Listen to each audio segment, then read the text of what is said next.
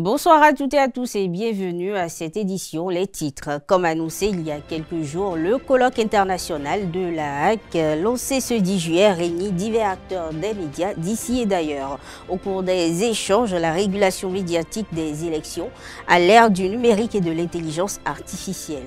La journée mondiale de la population célébrée chaque 11 juillet par la communauté internationale. À la veille de l'édition 2025, le ministre béninois en charge du développement et de la coordination gouvernementale, Abdoulaye Biotchane, adresse un mot au peuple béninois, assurant dans cette édition la substance de son message. Les candidats à l'examen du baccalauréat 2025 au Bénin sont désormais fixés sur leur sort depuis ce mercredi 9 juillet. 73,02% de taux de réussite enregistrés au plan national. Des citoyens livrent leurs impressions sur ces résultats.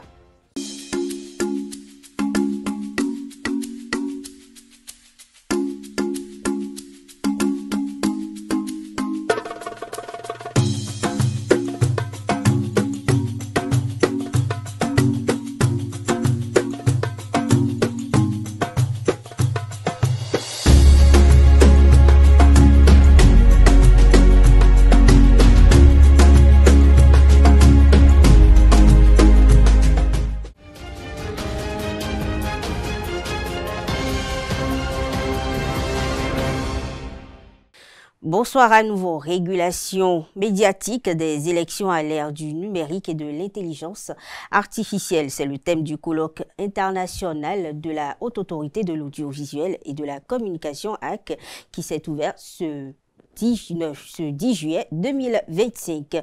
Le symposium a réuni des experts de la régulation des médias, journalistes, représentants de plateformes numériques, sociétés civiles et autorités électorales, sur présence de la présidente, de la vice-présidente de la République, Mariam Chabi Talata. Pendant 2 jours, ces acteurs vont tenter d'apporter des solutions aux effets néfastes de l'intelligence artificielle pendant les périodes électorales, comme l'ont compté pour le reportage. Le numérique et l'intelligence artificielle doivent servir l'humain, nos communautés, nos peuples. Ils doivent accompagner notre soif et notre quête de sécurité, de stabilité, de développement et de progrès. Il ne faut donc pas en faciliter l'exploitation, l'usage à des individus imprévisibles, malveillants et potentiellement toxiques et dangereux pour eux-mêmes et pour tous. Votre présence à Cotonou et le choix de ce thème traduisent la conscience africaine de cet enjeu vital, crucial. Nous comptons donc sur vous et attendons beaucoup de ce colloque. C'est sur cette exhortation et cette attente pressante et prégnante que je déclare ouvert au nom du président de la République, chef de l'État, chef du gouvernement, Patrice Talon, le colloque international sur la régulation médiatique des élections à l'ère du numérique et de l'intelligence artificielle. À quelques mois des élections générales de 2026 au Bénin, se tient un colloque de la Haute Autorité de l'audiovisuel et de la communication HAC qui rassemble les membres du réseau des instances africaines de régulation de la communication ainsi que les acteurs des médias du Bénin. Objectif, réfléchir sur la régulation médiatique à l'ère du numérique. Les prochaines élections générales prévues pour janvier et l'élection présidentielle prévue pour avril prochain ne se passeront pas forcément comme les autres parce qu'il y a une nouvelle donne. Les prodigieuses avancées des nouvelles technologies dont l'une des manifestations est l'intelligence artificielle. Cela nous facilite certainement la tâche à bien d'égards, mais il peut arriver par exemple qu'à l'issue de ces élections, nous ayons des résultats sortis par des algorithmes nourris de fausses données, des résultats plus vrais que nature, publiés par des médias qui existent mais qui eux-mêmes découvriront qu'ils ont publié. C'est très complexe. Mais comme cela s'appelle intelligence artificielle, j'ai espoir que l'intelligence humaine rassemblée ici à Cotonou réfléchira à trouver les moyens pour commencer à gérer cette nouvelle donne. La période électorale, un moment sensible à l'ère des avancées technologiques qui méritent une attention particulière. Les périodes électorales sont des moments de test démocratique et de débats politiques souvent vifs et virulents, comme l'a si bien dit Nelson Mandela, et je cite, « Un peuple qui ne prend pas soin de ses élections ne prend pas soin de sa démocratie. » Face à cela, fin de citation, face à cela, une régulation s'impose, mais elle doit concilier deux impératifs souvent en tension, l'intégralité électorale et le respect des libertés fondamentales, notamment le respect de la liberté d'expression, mais également et surtout aussi celui de la vie privée. C'est cet équilibre que nous, régulateurs, devons trouver et veiller à ce que les principes généraux de la communication soient respectés par les médias, certes, mais également par les acteurs des réseaux sociaux, aussi bien en période ordinaire qu'en période électorale. C'est donc pour pallier ces craintes que se tient ce symposium en présence de la vice-présidente du Bénin, Mariam Chabi Talata. Pendant 2 jours d'échange, du 10 au 11 juillet 2025, les acteurs vont tenter de trouver des solutions pour contrer les effets néfastes de l'intelligence artificielle à l'occasion des 30 années d'existence de la HAC.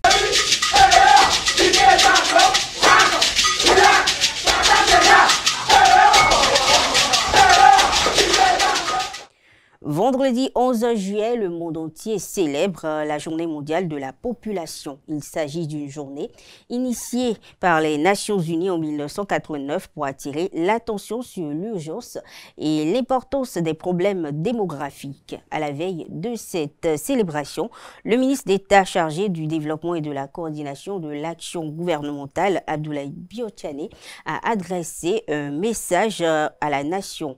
Dans son adresse, il rappelle l'utilité de cette journée et la thématique retenue pour l'édition 2025. Plus de détails à travers cet extrait signé comme l'en comptait Amoussou. Nous célébrons cette année comme tous les ans depuis un certain nombre d'années maintenant la Journée mondiale de la population. C'est une étape importante pour nous au cours de l'année de nous arrêter pour réfléchir sur l'évolution de la population chez nous et dans le reste du monde, bien sûr. C'est un exercice auquel on a été habitué depuis 1990. En effet, déjà en 1987, on avait constaté que le monde, qui avait atteint une population de 5 milliards d'habitants, commençait par être confronté au défi justement de l'évolution de cette population. Le Bénin était à cette époque-là autour de 4 300 000 habitants. Aujourd'hui, nous sommes à près de 13 millions d'habitants et vous pouvez donc vous imaginer tous les problèmes qui sont liés à cette évolution de la population. Donc, cette célébration est l'occasion pour nous de nous arrêter un moment, de réfléchir sur cette problématique et de sensibiliser tous nos concitoyens sur les défis qui sont liés à cette évolution de la population, qu'ils soient liés à l'éducation, qu'ils soient liés à la santé, qu'ils soient liés aux opportunités d'emploi qui peuvent être offertes aux jeunes notamment. Alors tous les ans, il y a la Journée mondiale de la population célébrée autour d'un thème particulier. Cette année, le thème est précis, c'est permettre aux jeunes de fonder la famille de leurs rêves dans un monde de justice et d'espoir. Et vous vous rendez bien compte quand vous pensez à notre pays, à tous les jeunes, et ils sont très nombreux, presque 70% de notre population est constituée de jeunes. Et la plupart d'entre eux, en tout cas ceux qui ont plus de 18-19 ans, pensent effectivement déjà à fonder une famille. En tout cas, leur rêve à court ou à moyen terme est de fonder une famille. Et notre obligation à nous, au niveau du gouvernement, c'est de créer les conditions justement pour que ces jeunes puissent aspirer, puissent réaliser leurs rêves. C'est donc autour de cela que cette année, nous allons réfléchir avec tous ceux qui sont intéressés par l'évolution de la population. Le programme des activités entrant dans le cadre de cette célébration en République du Bénin s'étend sur toute une semaine et a été dévoilé par le ministre Abdoulaye Bio-Tchane. Ces propos sont recueillis par Komlon-Conté Amoussou. Alors cette année, nous allons faire ce que nous avons fait à Savet, à Parakou, à Ouida. Chaque année, nous choisissons une ville de notre pays pour y célébrer. Nous irons cette année à Waké, dans la Donga, pour célébrer avec nos compatriotes de ce département de la Donga la population, son évolution, les enjeux, les défis qui sont là, et développer un certain nombre d'activités autour de cela, sensibiliser les uns et les autres sur ces enjeux, ces défis, et amener les responsables politiques et administratifs de ces communes, de ce département, à réfléchir un peu plus sur cela. La Donga est effectivement un des départements de notre pays où le défi de l'évolution de la population est le plus élevé. Donc nous avons déjà cette semaine une réunion de la conférence administrative départementale qui a eu lieu. C'est une conférence extraordinaire qui est dédiée exclusivement aux questions de population. Nous avons eu à Waké aussi la réunion du conseil communal, extraordinaire aussi, pour réfléchir sur cela. Et d'autres activités communautaires sont développées par le ministère du Développement pour sensibiliser les uns les autres, donner aussi des moyens d'autonomisation à certaines parties de la population, notamment les femmes et les jeunes. Voilà un peu ce qui est prévu. Et le tout sera couronné le samedi 12 par des manifestations qui vont durer toute la journée. D'accord. Un mot à dire pour finir? Pour finir, je veux d'abord vous remercier tous, mais dire qu'au Bénin, c'est un enjeu majeur. Et c'est pour cela que depuis déjà l'année dernière, nous réfléchissons à organiser une réunion importante où toutes les parties prenantes de notre pays s'asserront pour examiner les données, parce que c'est important toujours de se ramener aux informations que nous avons sur l'évolution de la population. Et ces informations, ce sont des données. Combien sommes-nous? Combien de gens sont nés tous les ans? Comment nous envisageons de satisfaire à leurs besoins, que ce soit les jeunes au niveau de l'éducation, que ce soit l'ensemble de la population au niveau de la santé, et d'autres besoins, notamment les questions d'emploi pour un certain nombre une bonne partie de la population. Et donc, c'est une question qui va revenir, et le gouvernement donc aura l'occasion d'inviter les uns et les autres à une réunion importante sous une forme qui sera étudiée, qui sera décidée par le gouvernement et son chef, le président de la République, pour en délibérer. Sous la présidence du président du Parlement béninois, Louis Gbérounou Vlavonou, les parlementaires béninois ont examiné puis adopté la loi numéro 2015-18 portée par la Commission des lois, de l'administration et des droits de l'homme. Le texte voté vient modifier plusieurs articles de la loi organique numéro 2022-09 du 27 juillet 2022 relative à la Cour constitutionnelle. Il introduit également de nouvelles dispositions. Et selon le rapport présenté, cette réforme vise un double objectif, à savoir garantir aux citoyens un meilleur accès à la justice constitutionnelle et consolider l'efficacité et la prévisibilité des décisions de la haute juridiction. Le ministre de la Justice et de la Législation, il faut le préciser, représentait le gouvernement à cette séance. Autre information, les résultats du baccalauréat session de juillet 2025 ont été délibérés, ont été rendus publics par la direction de l'Office du baccalauréat ce 9 juillet 2025. Au terme de cette délibération, plus de 70% des candidats ont décroché le premier diplôme universitaire. Un taux de réussite qui vient battre le record de tous les précédents examens de ce rang. Le système éducatif béninois a-t-il connu une amélioration positive? Les enseignants et les élèves ont-ils joué une partition salutaire entre reconnaissance et interrogation? Les avis de quelques citoyens interrogés par Romaric Djessoubenou et Nasserine Fatoumbi que je vous invite à suivre. 73,02%. Le baccalauréat, c'est désormais une formation simple, une formation à laquelle on n'en prend pas appui. C'est devenu une attestation, c'est ça? Oui. 113%, mais c'est trop. C'est trop. Ah, franchement, je donne ma langue au chat. Sinon, c'est trop, à mon avis, c'est trop. Le bac, c'est trop. Est-ce que c'est l'évolution?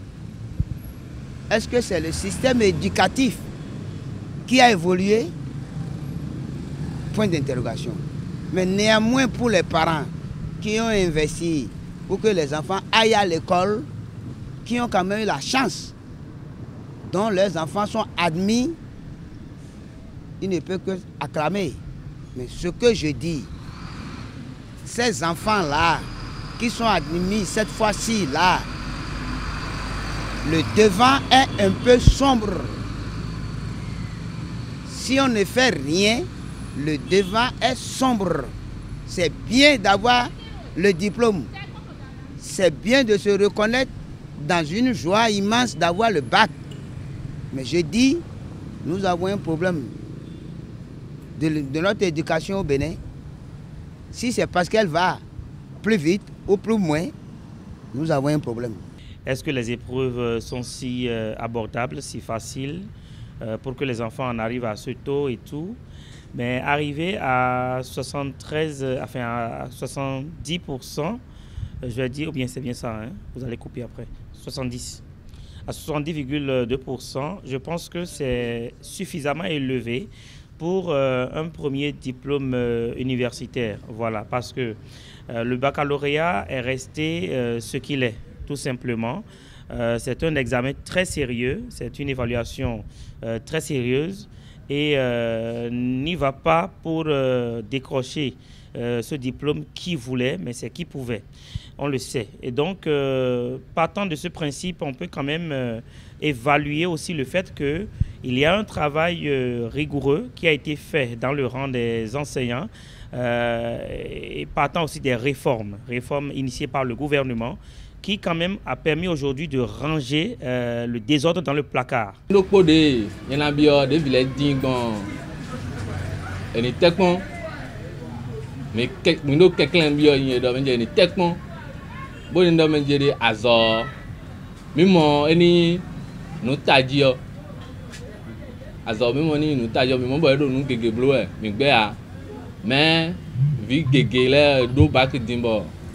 Chômage non les support mi din gimbo mi support ganji bo mi moro mi din mais mi lo bio azo mi mo wenu mi non les dimon. On peut quand même dire que les enseignants qui ont été résolument mis au travail ont fait un effort de plus et c'est ça qui nous montre ces fruits-là que nous sommes en train d'observer et on ne peut que féliciter, nous sommes d'accord d'une manière ou d'une autre, le gouvernement pour tout ce qu'ils ont fait parce que ces réformes n'ont pas pu être opérées sans un minimum de rigueur. Il y a eu de la rigueur face à ces syndicats qui vraiment étaient déterminés à en découdre peut-être avec la carrière ou l'évolution des enfants. Notons qu'après la première délibération, les candidats admissibles au baccalauréat 2025 sont attendus pour les épreuves facultatives et sportives selon le programme de l'Office du baccalauréat. Ces épreuves facultatives et d'éducation physique et sportive sont prévues entre le 12 et le 15 juillet prochain. La deuxième délibération aura lieu le 16 juillet 2025. L'Alliance des associations de pouvoirs locaux pour la la paix, la sécurité et le développement du Sahel a été reçu ce jeudi par le président de l'Association nationale des communes du Bénin. L'objectif de cette rencontre était de présenter à Luc Setonji Atropo, l'organisation, son ambition et les acteurs sur lesquels compter au Bénin. Plus de précision avec Mohamed El Mustafa, Mohamed Mahmoud, président de la dite alliance, au micro de Francis Faru. J'ai eu aujourd'hui l'honneur et le privilège d'être reçu par mon ami M. Atropo, président de l'Association nationale des communes du Bénin et maire de Cotonou, avec lequel j'ai eu un entretien très important, très fructueux, qui m'a permis de lui présenter l'alliance des associations des pouvoirs locaux qui doit connaître avant la fin de l'année une assemblée générale pour acter éventuellement l'adhésion du Bénin et des collectivités du Bénin et qui sera d'un apport très très important pour cette alliance. Je dirais pas seulement important mais indispensable vu ce que représente le Bénin pour cet espace commun très cher et pour leur vision et la vision de son excellence président de la République du Bénin pour l'émancipation et le développement de cette sous-région par la bonne tenue des relations entre les différentes composantes. Cet entretien m'a permis de connaître un homme très sage, quelqu'un vraiment l'un des défenseurs des collectivités territoriales, des politiques de décentralisation, qui incarne l'expérience déjà du Bénin dans ce domaine, qui est une expérience à louer et à partager avec d'autres pays membres de notre espace. Ça a été aussi pour moi l'occasion de lui demander, à travers les canaux spéciaux, de présenter nos vifs remerciements et nos vives félicitations à son excellence président de la République du Bénin pour ce qu'il fait déjà pour le Bénin, mais aussi pour la sous-région et pour l'Afrique. Sa sagesse, sa vision sont d'une valeur très importante pour notre continent, vu les défis mondiaux qu'on connaît aujourd'hui. J'ai visité une très belle ville au sens de nos cités d'Afrique, qui connaît un développement et un changement important. Cette ville prend forme déjà par les services de proximité que la commune et que ses collectivités font et qui certainement émanent d'une vision très claire des pouvoirs publics représentés par le président de la République. Personne ne peut passer sans constater vraiment ce que connaît aujourd'hui la ville de Cotonou par ses espaces, par son entretien, par ses services de proximité et ses services citoyens.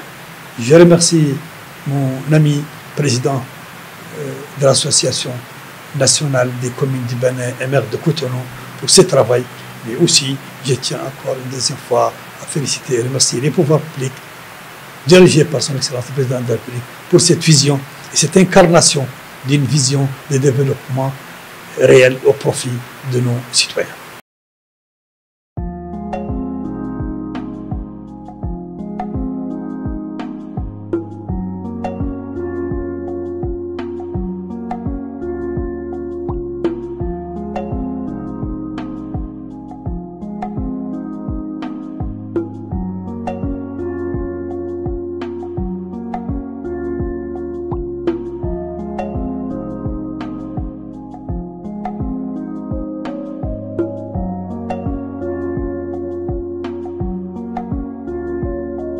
Actualité hors de nos frontières à présent. Au Tchad, un accord de réconciliation entre les communautés Ngombaye et les Fulbe de la région du Logone occidental a été signé à Mandakao le 5 juillet dernier et présenté ce 8 juillet au chef du gouvernement lors d'une cérémonie officialisant la démarche. Ce protocole d'accord a pour but de mettre fin aux hostilités, restaurer la paix après les événements tragiques, notamment de Mandakao de mai dernier, qui ont fragilisé la cohésion sociale entre les deux communautés, causant ainsi la mort de plusieurs dizaines de personnes, faisant plusieurs blessés, ainsi que des dégâts matériels important. Autre information hors de nos frontières, le Parlement européen a largement rejeté ce jeudi à Strasbourg une motion de censure visant la présidente de la Commission Ursula von der Leyen. Initiée par l'extrême droite, la motion a été soutenue par 175 eurodéputés et rejetée par 360